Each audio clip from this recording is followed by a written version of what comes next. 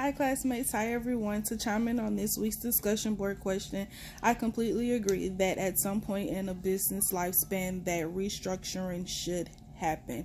Reshuffling, reorganization, revamping is a double-edged sword.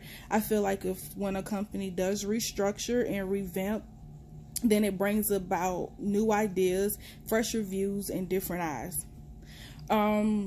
As I said, restructuring can sometimes be considered a double-edged sword only because with restructuring, you start to think of downsizing. And then when you start to think of downsizing, you start thinking about millions of people losing their jobs, if not hundreds, millions, I'm sorry. But I feel like that's the reason a lot of people, tend to shy away, or companies tend to shy away from saying we're restructuring or we're reorganizing, because we automatically start thinking downsizing. But like I say, a company shouldn't be afraid to restructure or reorganize if they want to stay relevant and profitable in the market. An example that I can think of off the top of my head of a company that I felt like should have restructured or revamped their business model is Blockbuster. Blockbuster was the #1 movie rental company in America. According to Time Magazine, at its demise, Blockbuster was worth $3.4 million, if not more. Blockbuster had the time, the resources, and the revenue to revamp their business model.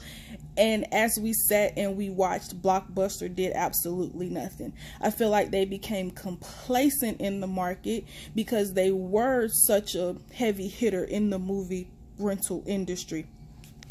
So I feel like they didn't feel the need to revamp or restructure, nor did anyone bring up the conversation about revamping their business model and keeping up with consumer demand. As they were becoming complacent and as they were plateauing, smaller companies were coming about, like Netflix. Netflix came into the industry with answers to questions we were already starting to ask. How can you make renting a movie easier on the consumer?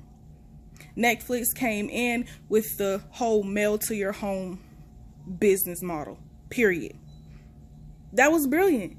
You're telling me I can order my videos online, pick them up from my mailbox, keep them for as long as I want, and then return them back to my mailbox, and my mailman's going to send them back to you, opposed to getting off of work and going to Blockbuster, standing in line, renting a movie, then I have to bring it back in 24 to 48 hours.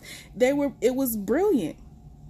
So then as Netflix continued to pay attention to consumer demands, or when everybody started picking up on the whole movie mail to home type thing, Netflix revamped.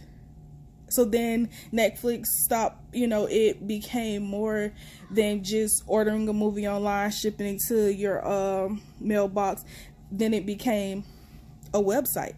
So now you're telling me I can watch movies online and all I have to do is pay $9.99 and I can have access to this movie for however long I want. I can watch it multiple times.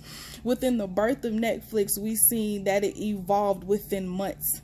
First, the mail. Like, okay, that got a little tired. People, that was a little too much. So then they came about with the website. And then we can still see that Netflix is always finding different ways to, stay relevant and restructure. I think a lot of companies, like I said, start to become, either they plateau or they become comfortable, or the fact that just the simple mention of restructuring makes the consumers and employees uneasy, so they try to stay away from it, only because downsizing comes to mind when you start thinking of somebody reshuffling or reorganization of a company. But it has to happen. I feel like if a company does not restructure at some point in its business model, they become irrelevant. Somebody with a smaller company like Netflix, like I say, some smaller company comes around with fresher ideas, with easier ways, to execute certain plans.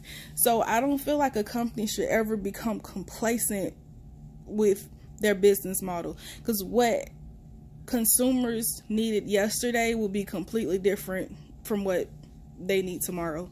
So I don't feel like any company should ever become complacent, or I don't feel like any company should stray away or away from restructuring. Restructuring, if done the right way, can benefit the company to where in the beginning we might lose a couple hundred people, but in the long haul we might be able to save a couple million people.